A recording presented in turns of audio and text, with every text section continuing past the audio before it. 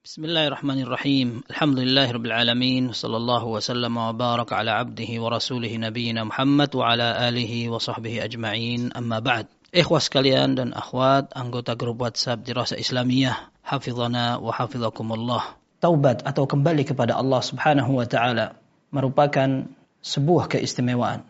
Rasulullah sallallahu alaihi wasallam mengatakan at-taibu minadz-dzambi kaman la dzambalah. Orang yang bertaubat dari sebuah dosa bagaikan tidak memiliki dosa sama sekali. Terkadang orang yang akan melewati jalan taubat membutuhkan pengorbanan dan perjuangan. Dan tidak jarang pengorbanan itu terasa berat.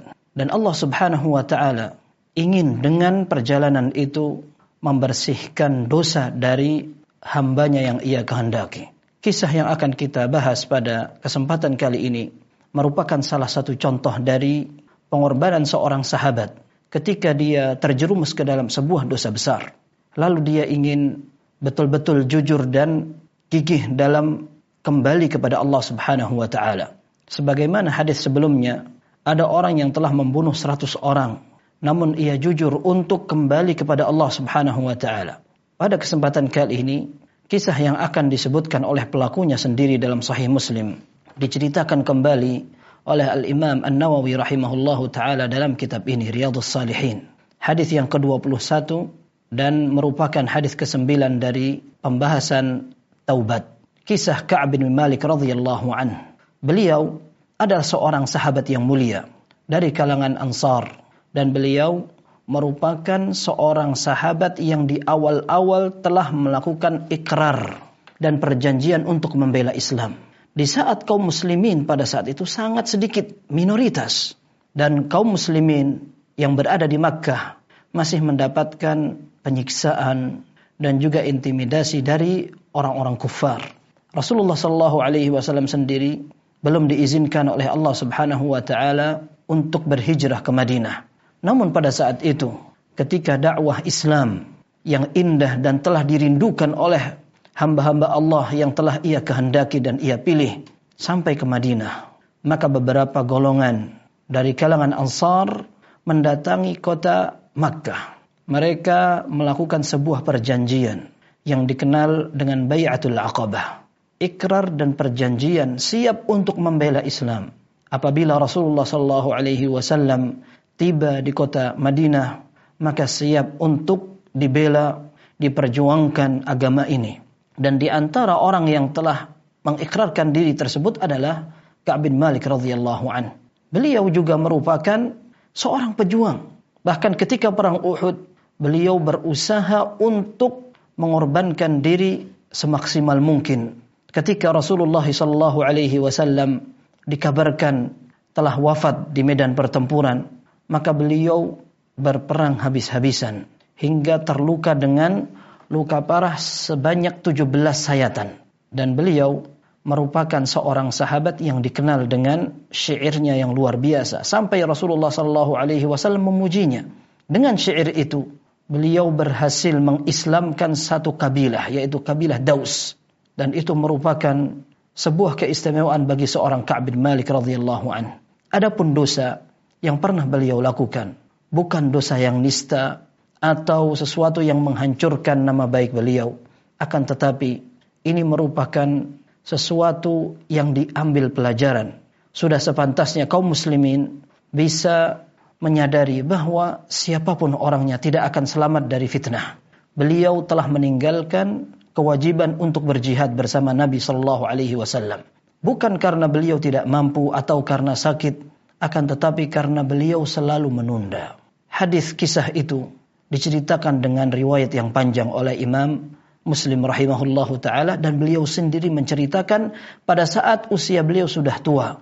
Diceritakan pada awal hadis ini dari anaknya yang bernama Abdullah. Wa an Abdullah bin Ka'b bin Malik wa kana qaida Ka'b radhiyallahu anhu min banihi hina ami. Dari anaknya yang bernama Abdullah bin Ka'b bin Malik. Anaknya ini ketika ayahnya Ka'ab bin Malik radhiyallahu anhu telah tua, maka anaknya menjadi salah satu penuntun bagi ayahnya yang telah tua kemudian tidak bisa melihat. Qal sami'tu Ka'ab bin Malik radhiyallahu anhu yuhadditsu bihadithihi hina takhallafa 'an Rasulillah sallallahu alaihi wasallam. Aku mendengar ayahku bercerita tentang kejadian nyata. Beliau sengaja tidak ikut dalam pertempuran yang Rasulullah sallallahu alaihi wasallam pimpin. Dan para ulama mengatakan, ketika sebuah jihad telah menjadi fardhu ain, menjadi wajib untuk individu kaum muslimin, maka dengan sengaja seseorang berpaling dan tidak ikut dalam pertempuran itu dianggap sebagai sebuah dosa besar. Sebagaimana disebutkan oleh Al-Hafidz Ibnu Hajar rahimahullah dalam kitab beliau Az-Zawajir. Dan Ka'ab bin Malik radhiyallahu anhu menceritakan kisahnya sendiri, bagaimana langkah demi langkah yang akhirnya membuat beliau tidak mengikuti pertempuran itu. Apa sebabnya dan bersama siapa dia tinggal di kota Madinah dengan kejadian-kejadian yang ada di sekitarnya. Akan tetapi kisah akhir dari perjalanan ini Allah subhanahu wa ta'ala terima taubatnya. Dan Allah subhanahu wa ta'ala menjadikan dia sebagai sebuah simbol kemenangan dengan berhasilnya dia menghadapi cobaan yang berat dalam bertaubat kepada Allah subhanahu wa ta'ala. Di saat banyak orang berpura-pura mencari alasan ketika tidak ikut berperang, sehingga mereka bersumpah di depan Rasul sallallahu alaihi wasallam agar dimaafkan, lalu Allah Subhanahu wa taala jelaskan tentang kebusukan hati mereka. Dan Ka'ab bin Malik radhiyallahu anhu dengan kejujurannya, beliau dipuji oleh Allah Subhanahu wa taala, dipuji oleh Rasul sallallahu alaihi wasallam dalam hadis ini sebagai orang yang telah bersih sebagaimana beliau baru saja dilahirkan oleh ibunya. Beliau katakan sendiri, "Lam atakhallaf an Rasulillah sallallahu alaihi wasallam fi ghazwatin ghazaha illa fi ghazwati Tabuk." Beliau katakan bahwa aku tidak pernah absen dari pertempuran yang diikuti Rasul sallallahu alaihi wasallam kecuali perang ini saja. Ghaira anni qad takhallaftu fi ghazwati Badr wa lam yu'atab ahadun takhallafa anhu. Innama kharaja Rasulullah sallallahu alaihi wasallam wal muslimun yuriduna 'ira Quraisy hatta jama'a Allah taala bainahum wa bain aduwwihim ala ghairi mi'ad. Betul, aku pernah tidak ikut sebelumnya pada pertempuran Badar. Akan tetapi tidak ada yang mencela orang yang tidak ikut perang Badar, karena perang Badar itu bukan sebuah perencanaan. Akan tetapi Rasulullah sallallahu alaihi wasallam keluar bersama beberapa sahabatnya untuk menghadang kafilah dagang orang-orang Quraisy. Akan tetapi tanpa disengaja ternyata Allah Subhanahu wa taala pertemukan mereka di medan Badar. Sehingga pertempuran itu memang tidak ada janji ataupun rencana.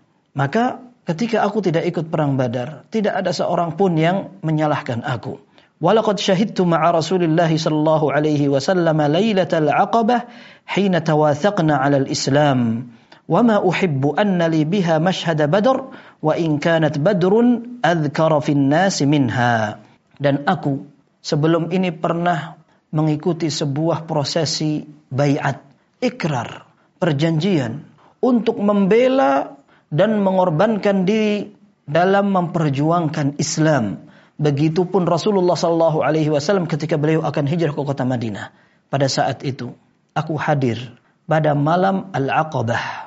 Ketika perjanjian itu dilakukan di tempat yang bernama Al-Aqabah. Al-Aqabah yang dijadikan tempat untuk lempar jumrah jamaah haji pada saat-saat ini. Rasulullah sallallahu alaihi wasallam membaiat beberapa kaum muslimin dari kalangan Ansar yang ingin memasukkan diri dalam Islam dan siap untuk berkorban. Di antara mereka adalah Ka'ab bin Malik radhiyallahu anhu. Beliau cerita, kalau seandainya aku ditawari mana yang lebih aku banggakan antara perang Badar dan kejadian malam Bai'atul Aqabah, maka aku lebih memilih itu. Dan aku lebih bangga dengan kesuksesanku dalam ikut membaiat Rasul sallallahu alaihi wasallam di malam Aqabah itu. Sekalipun perang Badar lebih diingat oleh kaum muslimin. Dan sebenarnya para ulama pun demikian. Mereka menjadikan orang-orang yang hadir pada perang Badar merupakan orang-orang pilihan dan orang-orang yang utama dan istimewa daripada para sahabat yang tidak ikut pada pertempuran itu. Dan ini merupakan pendapat Ka'ab bin Malik radhiyallahu anhu pada saat beliau mengatakan bahwa aku lebih membanggakan kehadiranku di Bai'at Al-Aqabah daripada perang Badar.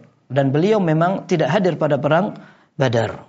Ini merupakan bagian awal dari kisah yang telah diceritakan sendiri oleh Ka'b bin Malik radhiyallahu anhu. Kisah berikutnya masih agak panjang. Semoga Allah Subhanahu wa taala dapat menjadikan kita mengambil ibrah dari setiap kisah dari kaum muslimin. Kata salah seorang ulama, as-sa'idu man wu'idha bi ghairihi. Orang berbahagia adalah orang yang mengambil pelajaran dari kejadian orang lain. Wallahu taala a'lam. Wa sallallahu wa sallama wa baraka ala nabiyyina Muhammad wa ala alihi wa sahbihi ajma'in. Walhamdulillahi rabbil alamin.